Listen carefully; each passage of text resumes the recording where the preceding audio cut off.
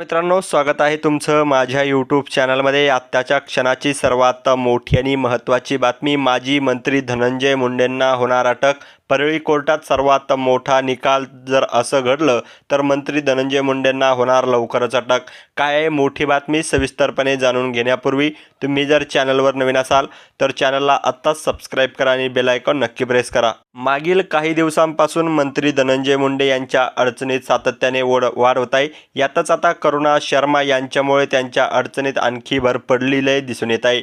निवडणुकीत शपथपत्राची मागील माहिती लपवल्या प्रकरणाची सुनावणी आज परळी कोर्टात होणार आहे। विधानसभेच्या निवडणुकीत उमेदवारी अर्ज भरताना खरी माहिती दडपल्याबाबत करुणा शर्मा यांनी ऑनलाईन तक्रार दाखल केली होती।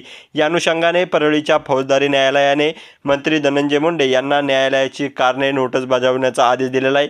याबाबत आज परळीच्या फौजदारी न्यायालयात सुनावणी देखील होणार आहे। समजा धनंजय मुंडे न्यायालयात हजर राहिले नाही तर अटक वॉरंट निघू शकते, असं तक्रारदाराचे वकील चंद्रकांत ठोंबरे यावेळी बोलताना म्हटलेले आहे। धनंजय मुंडे यांनी 2024 मध्ये परळी विधानसभा मतदारसंघात निवडणुकीसाठी दाखल उमेदवारी अर्जासोबत जे शपथपत्र दाखल केलं होतं त्यात त्यांनी पत्नी राजश्री मुंडे आणि 3 मुली तसेच करुणा शर्मा यांच्या 2 मुलांचा उल्लेख केला होता। मात्र करुणा मुंडे यांच्या नावावरील मिळकतीबाबत कुठलाही उल्लेख त्यांनी केला नव्हता। त्याची खरी माहिती लपवल्याबाबत करुणा मुंडे यांनी बीड येथून परळीच्या फौजदारी न्यायालयात ऑनलाईन तक्रार दाखल केली होती।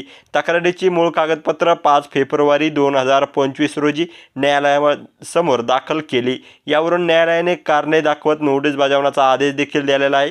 त्यावर आज सुनावणी देखील होणार आहे। दरम्यान मस्साजोगचे सरपंच संतोष देशमुख यांच्या हत्ये प्रकरणामुळे धनंजय मुंडे चांगलेच अडचणीत सापडलेले आहेत। वाल्मिक कराडशी धनंजय मुंडे यांचे निकटवर्तीय संबंध पाहता संतोष देशमुख प्रकरणाशी धनंजय मुंडेंचं नाव जोडलं जात आहे। यातच आता करुणा मुंडे यांनी दाखल केलेल्या तक्रारीनंतर धनंजय मुंडे चांगलेच अडचणीत सापडले जाऊ शकते। तर मित्रांनो, आपल्याला काय वाटतं, माजी मंत्री धनंजय मुंडेंना अटक होईल का? आणि धनंजय मुंडेंचं सरपंच संतोष देशमुख यांच्या हत्ये प्रकरणाशी काही संबंध आहे का?